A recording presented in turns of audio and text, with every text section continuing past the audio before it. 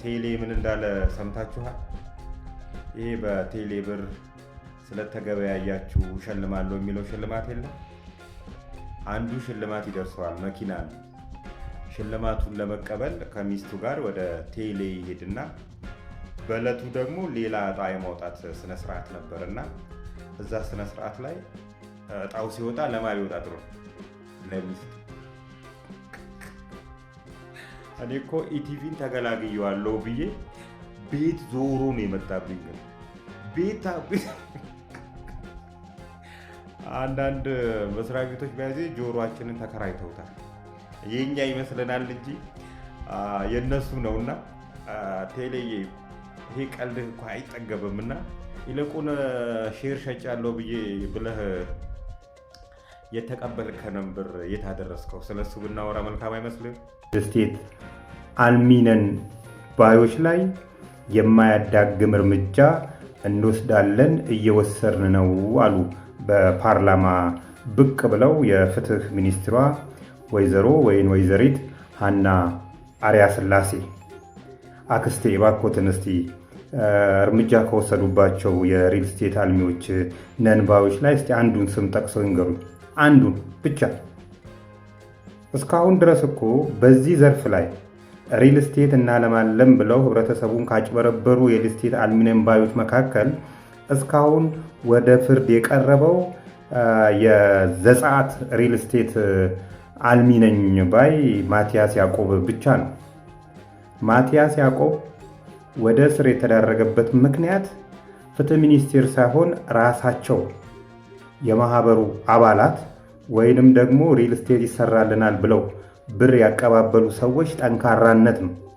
ይሄ ማህበር እንደ አርያነት ነው። ለሁሉም ይሁን፣ ለሁሉም እናስመጣላችኋለን፣ ለሁሉም እንገነባላችኋለን ይሁን ይሄ መልእክት።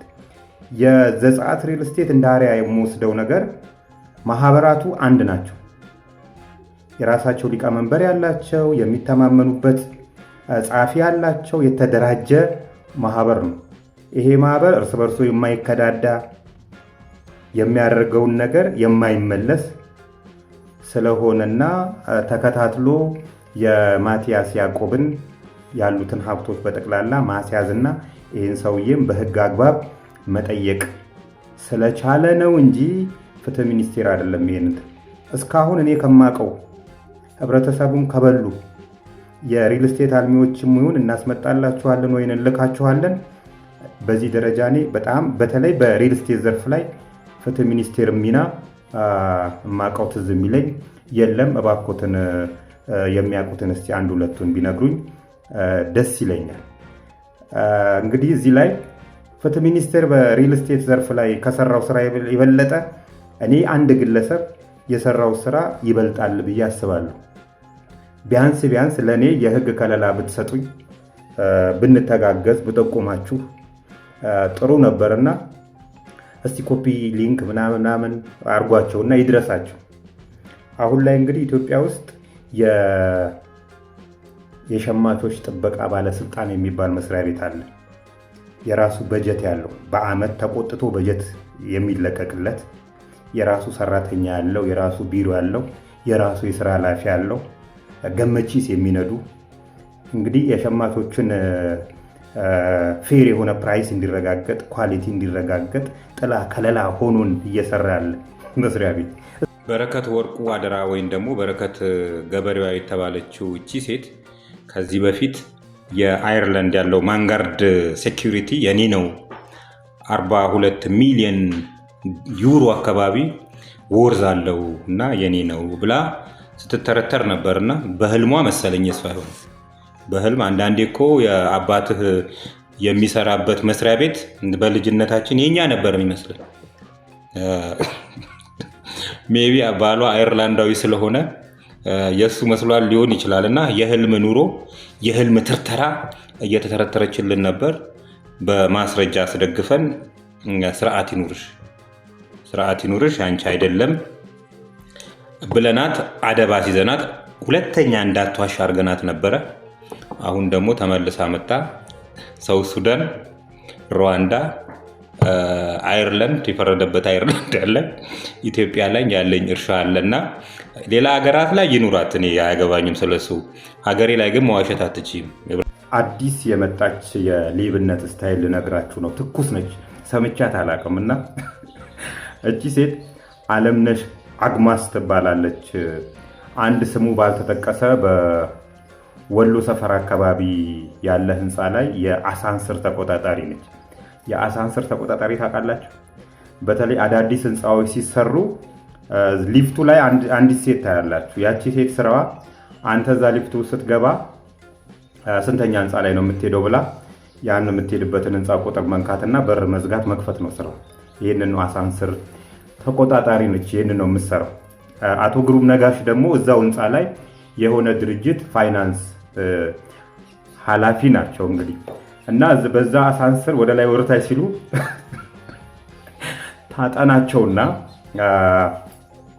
ስልክ ተደውልላቸዋለች። የኔ ሰው ነው የምባለው፣ ከሰሜን ጎጃም ፒኮሎ አካባቢ ነው የምደውልልህ፣ 300 ሺህ ብር ካላስገባህ ልጅህን የሰይጣን መጫወቻ ነው ማረጋት እና በአስቸኳይ 300 ሺህ ብር አስገባልኝ ትለዋለች። ሰውየው ትንሽ ያዘገያል መሰለኝ ብር ስለሌለው። ስለዚህ የፒቲካሽ እንዲሆን በአስቸኳይ 25 ሺህ ብር ይለክላትና 275 ሺህ ብሩን ቀስ ብሎ ሊከፍላት አይነት ወሬ ያወራሉ።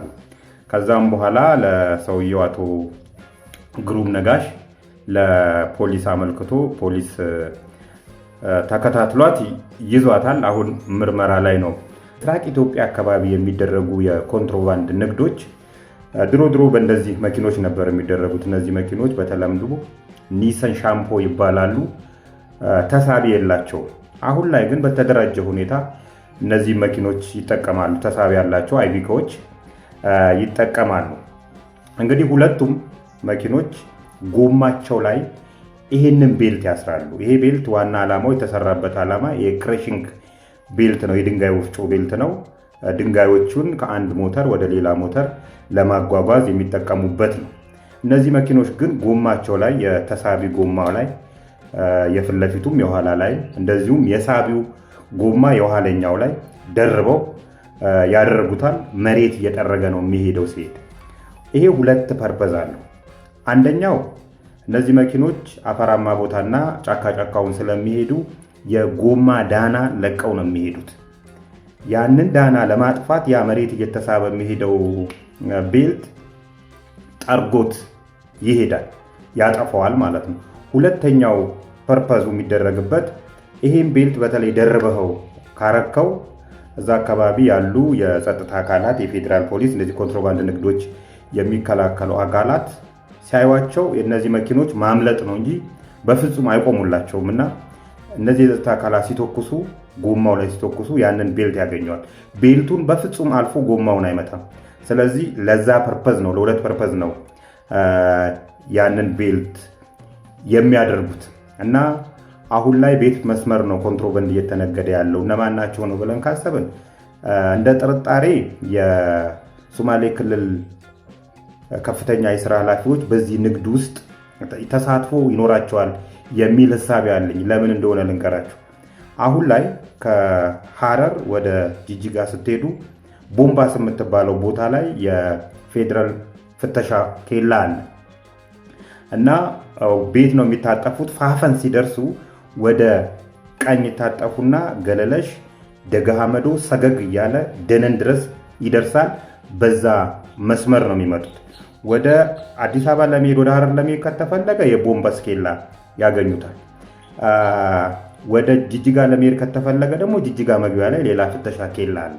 ስለዚህ ሁለቱን አያልፏቸው እና ከገለለሽ ከምትባለው ከተማ ፋፈን ሳትደርሱ ገለለሽ ከምትባለው ከተማ ወደ ጎን በኩል ዶዘር ገብቶ እነዚህ የሲኖዳም ትራኮች ገብተው የአፈር መንገድ ሲሰራ አየሁ አንድ ጊዜ። የአፈር መንገድ መንግስት ያውቀው የከተማ አስተዳደር አይደለም የሚሰራው ወይም ደግሞ ክልሉ አይደለም፣ ብቻ ማን እንደሚሰራው አይታወቅም። እሱም መንገድ ያ መንገድ በስነ ስርዓት የተሰራው ባይዚ በስ የት ያወጣሃል? ፋፈን ሳትደርሱ ገለለሽን እንዳለፋችሁ ፋፈን ሳትደርሱ ወደ ቀኝ ትታጠፉና የቦምባስ ኬላን ያልፈውና ወደ ጉርሱም የሚያስኬድ መንገድ ላይ እዛ ላይ ወጣል። ከዛ እነዛ መኪኖች መጨረሻቸው ጉርሱም የምትባል ከተማ ነው እና በየቦታው ላይ አንዳንድ አስፋልት ቦታው ላይ የድሮ የክልሉ ፖሊሶች አሉ። ግን እነዚህ መኪኖች አይፈትሿቸውም። ኮንትሮባንድ እንደሆኑ አረጋግጫለሁ። ነገር ግን አይፈትሿቸውም። ከሹፌሮቹ ላይ 100-200 ብር ይቀበሏቸዋል። ከፍተኛ መጠን ያለውን የኮንትሮባንድ ንግድ በተለይ ማታ ማታ ሲጋዝ ነው የሚውለው እና በዚህ አጋጣሚ ይህንን ንግድ እንከላከላለን የምትሉ አካላት ከገለለሽ አለፍ እንዳላችሁ በቀኝ በኩል የሚያስወጣ የእንትን መንገድ አለና እዩት ለማለት ነው።